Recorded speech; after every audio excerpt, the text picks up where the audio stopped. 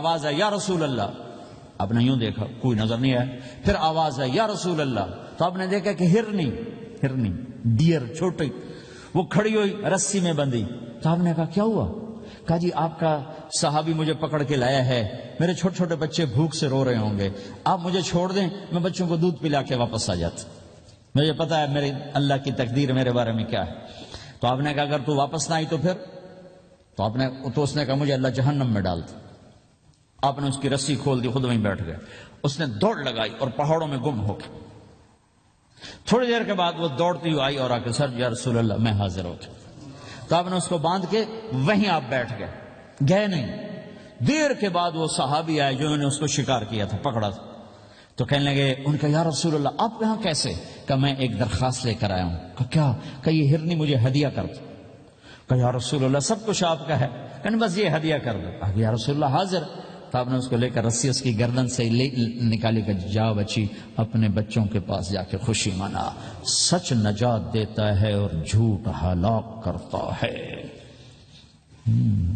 ایک ہرنی جان کی بازی کھیل گئی سچ بولنے کے لیے، تم چند پونڈوں پہ جھوٹ بولتے ہو، ایمان کو برباد کر کے رکھ دیتے ہو۔ مسلمان جھوٹ نہیں بولتا، مسلمان دھوکہ نہیں دیتا، مسلمان کی زبان سے سخت بول نہیں نکلتا، کسی کو بے عزت نہیں کرتا، کسی کو کی بے اکرامی نہیں کرتا، کسی کا دل نہیں توڑتا، کسی کو ذلیل نہیں کرتا، خود سہتا ہے، اوروں کو خوشیاں دیتا ہے، خود دکھ سہتا ہے، اوروں کو راحت دیتا ہے، خود تکلیف سہتا ہے۔ یہ میرے نبی کے اخلاق ہیں، یہ میرے نبی کی زندگی ہے، اور یہ اسلام کا سب سے بڑا چیپٹر ہے اور سب سے مشکل چیپٹر ہے۔ جب میرے نبی نے لمبی نمازیں پڑھی تو اللہ نے روک دیا کہ میرے حبیب ما انزلنا علیک القرآن لتشقى، اتنی لمبی نماز نہ پڑھ کے تو تھک جائے۔ میرے نبی نے تبلیغ میں زور دکھایا تو اللہ نے روک دیا، فلتذهب نفسك علیہم حسرات، میرے نبی اتنا غم نہ کر کے آپ خود ہی آہیں بھرتے بھرتے آپ مر جائیں۔ میرے نبی نے مال سارا خرچ کیا، اللہ نے اس سے بھی روک دیا، ولا تبسطها كل البسط فتقعد ملوما محسورا، اتنا خرچ نہ کریں کہ آپ خود پھر دکھی ہو کے بیٹھ جائیں۔ خرچ کرنا بہت بڑا عمل، تبلیغ سب سے سارے عملوں کا سردار عمل، تبلیغ سے بڑا کوئی کام ہوتا تو اللہ نبیوں کو دیتا، اگر تبلیغ سے بڑھ کر کوئی کام ہوتا تو اللہ نبیوں کو دیتا، گشت سے بڑھ کر کوئی محنت ہوتی تو اللہ نبیوں کو دیتا۔ 950 سال نوح علیہ السلام گشتی کر رہے ہیں، اور اللہ کی مان لو، اللہ کی مان لو، اتنا عظیم عمل کا میرے نبی درمیانہ نماز سب سے بڑی عبادت، میرے نبی درمیانہ کام، لیکن جب میرے نبی نے اخلاق اچھے کیے، دشمن کو معاف کرنا۔ لیکن ایک آدمی آپ سوئے ہوئے تھے، آپ کی تلوار لٹکی تھی، ایک آدمی آیا، اس نے آپ کی تلوار اتاری اور یوں ہماری پسلی میں، آپ اٹھ کے بیٹھ گئے۔ اب وہ قتل کے ارادے کے لیے آ چکا ہے اور تلوار یہاں ہے، کہتا من یمنعک منی، اب بول تمہیں کون بچائے گا؟ تو آپ نے مسکراتے ہوئے کہا اللہ، تو اس کے ہاتھ سے تلوار گر پڑی، تو آپ نے اٹھا لی، آپ نے یوں سیدھی کی، اب تو بچا، تجھے کون بچائے گا؟ وہ کہنے لگا مجھے تو ہی بچائے گا، وہ تو اللہ کو جانتا نہیں تھا، کہا بابا مجھے تو ہی بچائے گا۔ تو آپ کہتے ہیں اس کا سر اڑا دو، یہ نبی کو قتل کرنے آیا ہے۔ میرے نبی نے فرمایا کلمہ پڑھتے ہو؟ کہا نہیں پڑھتا۔ کہا جاؤ معاف کیا۔ یہ میرے نبی کے اخلاق ہیں۔ 20 سال جنہوں نے قتل کے منصوبے مکہ والے، جب آپ مکہ میں فاتحانہ داخل ہوئے، ابو سفیان سب سے زیادہ آپ کو دکھ پہنچانے والوں میں پیش تو آپ نے ابو سفیان کو عزت دی، جو ابو سفیان کے گھر میں داخل ہوگا اس کو کچھ نہیں کہا جائے گا۔ آپ تو ابو سفیان کو بلا کے سولی پہ لٹکاتے، اور آپ کہہ رہے ہیں جو ابو سفیان کے گھر میں جائے گا اسے کچھ نہیں کہا جائے گا، جو بیت اللہ میں ہوگا اسے کچھ نہیں کہا جائے گا۔ سارا مکہ سامنے، آپ یوں بیت اللہ کا دروازے پر یوں دونوں ہاتھ ایسے ٹکا کے کھڑے تھے، پھر آپ نے کہا میں کیا کروں گا اب تمہارے ساتھ؟ تو سہیل بن عمر نے کہا آپ کریم ہیں، کریم کے بیٹے ہیں، تو آپ نے کہا جاؤ میں نے معاف کیا۔ یہ اخلاق آج مٹ چکے ہیں، مردوں سے، عورتوں سے، علم والوں سے، خانقاہ والوں سے، تبلیغ والوں سے، سب زیرو ہوئے پڑے ہیں۔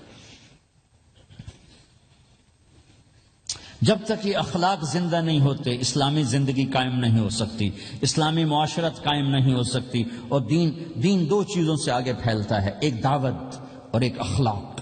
دعوت اور اخلاق، دعوت اور اخلاق. دعوت نہیں ہوگی تو اخلاق وہیں پڑے رہ جائیں گے، اخلاق نہیں ہوگے تو دعوت کوئی قبول نہیں کرے. میرے نبی نے کتنے معجزے دکھائے مکے میں، نہیں کلمہ پڑھا. بدر میں ان کے 70 مارے گئے، فرشتوں کو دیکھا، جبریل کے گھوڑے کی آواز سنی، کلمہ نہیں پڑھا. خندق میں شکست ہوئی، کلمہ نہیں پڑھا. پانی نکلتے دیکھا انگلیوں سے، کلمہ نہیں پڑھا. ایک بکرے کا ایک بازو پکایا، ایک بازو بکرے کا، ایک اگلا جو بازو ہوتا، اور 40 آدمیوں نے کھانا کھایا اور ایک بوٹی کم نہیں ہوئی، ایک بوٹی کم نہیں ہوئی. کلمہ نہیں پڑھا. لیکن جب میرے نبی نے کہا جاؤ معاف کیا تو سارے ہی کلمہ پڑھ گئے کہ واقعہ یہ اخلاق نبی کے ہو سکتے. حنین کی جنگ میں جب بھاگے لوگ، شکست ہوئی، تو ایک صحابی کا بھاگتے ہوئے پاؤں ہمارے نبی کے پاؤں پر آیا، اور جوتا سخت تھا. تو آپ نے کہا اوجعتنی، اور آپ کے ہاتھ میں چھڑی تھی، آپ نے اس کو یوں ماری، کہا اوجعتنی، ارے تو نے مجھے کتنا زیادہ درد پہنچایا، دکھ پہنچایا.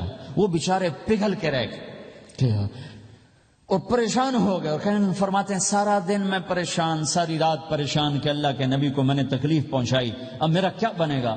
اگلا دن ہوا تو اعلان ہو رہا تھا بھائی جس کا پاؤں نبی کے پاؤں پہ آیا تھا اس کو اللہ کے نبی بلا رہے ہیں. تو صحابی کہنے لگے میں نے سمجھا بس اب میری تو دنیا بھی گئی اور آخرت بھی گئی، اب میرے اوپر کیس بنے گا اور مجھے ڈانٹ ڈپٹ بھی ہوگی، میرا کتنا بڑا گھاٹا نقصان ہوگا. یہ حاضر ہوئے ڈرتے ڈرتے. تو آپ نے فرمایا میرے بھائی کل میں نے تمہیں چھڑی ماری تھی، وہ مجھے معاف کر دینا، اور یہ 80 اونٹ تمہیں ہدیہ دیتا ہوں، 80 کیملز یعنی 80 پراڈو، 80 رینج روور کا یہ میری طرف سے تمہیں ہدیہ ہے. وہ حیران پریشان، یہ میرے نبی کے اخلاق ہیں، یہ میرے نبی کے اخلاق ہیں. کانٹے بچھانے والی نے 4 دن آنا چھوڑ دیا، بیمار ہو گئی تھی. تو ہم نے کیا بات ہے، وہ ہمارے راستے میں اب کانٹے کوئی نہیں ہیں. کہا یہ وہ بیمار پڑی ہے جو کانٹے بچھاتے تھے. تو آپ اس کے گھر چلے گئے، ماں جی خیریت تو ہے، اب ٹھیک تو ہیں. کہا بیٹا مجھے کلمہ پڑھا دے، بس تیرے اخلاق نے مجھے فتح کر لیا ہے. میرے بھائیو یہ چیپٹر بھول چکے ہیں، بھول چکے ہیں، بھول چکے ہیں. جب تک یہ چیپٹر زندہ نہیں ہوگا زندگی اسلامی نہیں بنے گی، معاشرہ اسلامی نہیں بنے گا، اور آگے قوموں کے لیے اسلام کا دروازہ نہیں کھلے گا. ہمیں معاف کرنا آتا ہو، ہمیں گالی دینے والے کو دعا دینا آتا ہو، غیبت کرنے والے کی تعریف آتی ہو، اور غیبت کرنے سے، غیبت سننے سے اپنے آپ کو ایسے بچاؤ جیسے زہر سے بچاتے ہو، اسے آگ سے بچاتے ہو. ایک دوسرے کو نفرت کا بول نہ بولو ورنہ ساری زندگی تباہ و برباد ہو جائے گی. میرے رب کی قسم، میرے نبی نے کہا ایک زبان کا بول انسان بولتا ہے اور جہنم کی گہرائیوں میں گر جاتا ہے، اور ایک زبان کا بول انسان بولتا ہے اور جنت کے درجات پر چڑھ جاتا ہے. یہ زبان بہت طاقتور چیز ہے. میں ہر بیان میں اس کو دہرا رہا ہوں کہ جتنا یہ عمل ختم ہو چکا ہے اتنا کوئی عمل بھی نہیں ختم ہوا ہے. میرے نبی نے فرمایا معاذ تمہیں سارے دین کا خلاصہ بتاؤں؟ معاذ الا انبئک بملاک ھذا کلہ، میں تمہیں پورے دین کا خلاصہ بتاؤں؟ کون معاذ جس کے ہاتھ میں علماء کا جھنڈا ہوگا؟ کون معاذ؟ میں ابھی مئی میں ان کے اردن اجتماع میں گیا، آگے ان کے اربد میں گئے، آگے وہاں ان کا مقبرہ ہے 18 کلومیٹر. میں گیا، کمرے میں داخل ہوا تو سارا کمرہ خوشبو سے مہک رہا تھا، اور مجھے ایک شخص نے بتایا یہ خوشبو 24 گھنٹے یہاں آتی رہتی ہے. جن کو 18 ہجری میں انتقال ہوا، 1417 سال ہو گئے مرے ہوئے، اور قبر سے خوشبو آ رہی. اس آدمی کو سمجھایا کیسے اور بتایا کیا؟ معاذ تمہیں سارے دین کا خلاصہ بتاؤں؟ کہا جی بتائیں. تو آپ نے یوں کیا، اپنی زبان نکالی اور اس کو پکڑا انگلی سے، پھینکا، کف ھذا، معاذ اس زبان پہ قابو پا جا، یہ پورا دین ہے. یہ زبان آج کھل گئی ہے. حضرت لقمان علیہ السلام کا فرمان ہے بیٹا میں چپ رہنے پہ کبھی نہیں پچھتایا، میں ہمیشہ اپنے بول پہ پچھتایا ہوں. معاذ نے کہا یا رسول اللہ زبان کے بول پہ پکڑ ہوگی؟ کہ تیرا بھلا ہو جائے معاذ، سب سے زیادہ جہنم میں دھکا دینے والی زبان ہوگی. اور ایک صحابی ہیں ابو دجانہ. کون ابو دجانہ؟ السابقون الاولون من المہاجرین والانصار، اس میں پہلی صف کے صحابہ. کون ابو دجانہ؟ جب آپ حج پر گئے تو اپنی جگہ مدینے کا امیر ابو دجانہ کو بنایا. ابو دجانہ حج میں شریک نہیں ہوئے کہ آپ نے اپنی جگہ ان کو اپنا نائب بنا کے وہاں کھڑا فرمایا ابو دجانہ میری جگہ پر مدینے کا امیر ہے. یہ وہ ابو دجانہ ہیں. کون ابو دجانہ؟ جو جنگ بدر سے لے کر آخری حج تک ہر سفر میں شریک ہیں، ہر سفر میں شریک ہیں. ان کی ایک بات میں بتانا چاہتا ہوں، پہلے تھوڑی سی ان کی ہسٹری بتانا چاہتا ہوں. کون ابو دجانہ؟ احد کی جنگ میں آپ نے تلوار اٹھائی، کہ اس تلوار کو کون لے گا؟ کئی صحابہ کھڑے ہو گئے. آپ نے کہا اس تلوار کا حق کون ادا کرے گا؟ سارے بیٹھ گئے. 3 آدمی کھڑے رہے، ایک زبیر بن عوام، ایک عمر بن خطاب، ایک ابو دجانہ. ان کا نام ہے سماک بن خرشنہ. سماک بن خرشنہ ان کا نام ابو دجانہ سے مشہور ہے. تو آپ نے تلوار نہ عمر کو دی، نہ زبیر کو دی، ابو دجانہ کو دی. تو عمر رضی اللہ عنہ نے تو محسوس نہیں کیا، حضرت زبیر نے محسوس کیا کہ اس کو کیوں دی، مجھے کیوں نہیں دی؟ میں مہاجرین میں سے ہوں، میں پھوپھی کا بیٹا ہوں، میں اس سے دلیری میں کم نہیں ہوں. بلکہ حضرت زبیر کی دلیری کی تو دھاک تھی، جدھر سلوار چلتی تھی کاٹتی چلی جاتی تھی. کہنے کہ میں دیکھوں گا یہ کیا کرتا ہے. تو ابو دجانہ کے پیچھے پیچھے زبیر ہو لیے. تو ابو دجانہ نے جو حملہ کیا تو 3000 کا لشکر تھا، اس کو چیر کے پار نکل کے، پورے لشکر کو کاٹ کے پار نکل کے. اور آگے عورتیں کھڑی تھیں جو مکے کے لشکر کو تیار کر رہی تھیں. نحن بنات طارق نمشی علی النمارق مشی القتل بوارق المسک فی المخالق المسک فی المفارق والضر فی المخالق ان تقبلوا نعانقی وتدبروا نفارقی فراق غیر وامقی. یہ گانا گا رہی تھیں اور ان کو تیار کر رہی تھیں. تو جب ابو دجانہ کی تلوار نظر آئی تو سب بھاگی. ہندا پکڑی گئی تو آپ نے یوں اپنی تلوار ہندا کے سر پر رکھی، انہوں نے چیخ ماری، تلوار ہٹا لی. تو زبیر پیچھے پیچھے کہ کیا کیا؟ جنگ میں اگر کوئی عورت حصہ لے اسے مارنا جائز ہے، ویسے جائز نہیں ہے، عورت کو، بچے کو، بوڑھے کو ہاتھ لگانا جائز نہیں ہے. تو انہوں نے کہا تلوار کیوں نہیں چلائی؟ کہا میرے محبوب کی تلوار ہے، عورت کے خون سے رنگین کر کے اس کی شان نہیں گھٹانا چاہتا، یہ میرے نبی کی تلوار.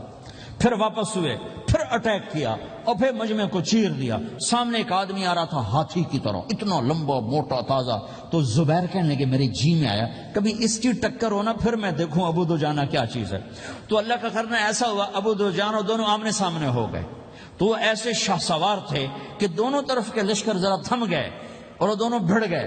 ابو دجانہ کے اپنے جوہر، اس پہلوان کے اپنے جوہر، غبار اٹھا، مٹی اٹھی، اور اس کی اپنی طاقت، ان کی اپنی طاقت. انہوں نے ابو دجانہ کو اس نے زخمی کر دیا.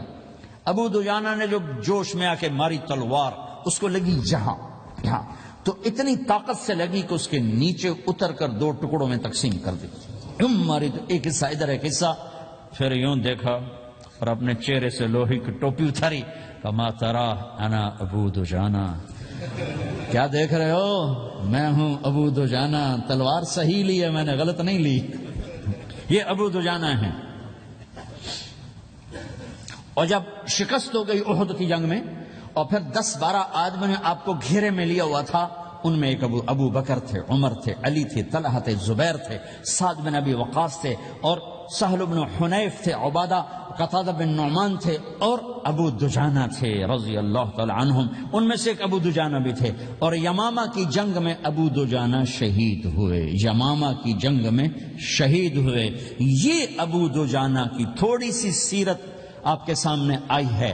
اس کے بعد اب آپ ان کے قول کو سنو تاکہ اس کا وزن آپ کے سامنے آئے.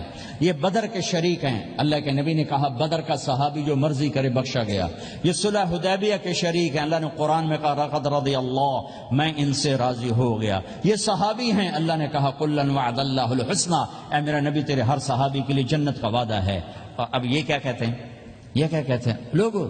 ان ارجا عملی عند، لوگو میرے پاس، ابو دجانہ میرے پاس بخشش کا سب سے بڑا عمل جانتے ہو کیا ہے؟ بدر نہیں، احد نہیں، حدیبیہ نہیں، خندق نہیں، خیبر نہیں، فتح مکہ نہیں، آخری حج نہیں. کیا ہے؟ کیا ہے لوگو؟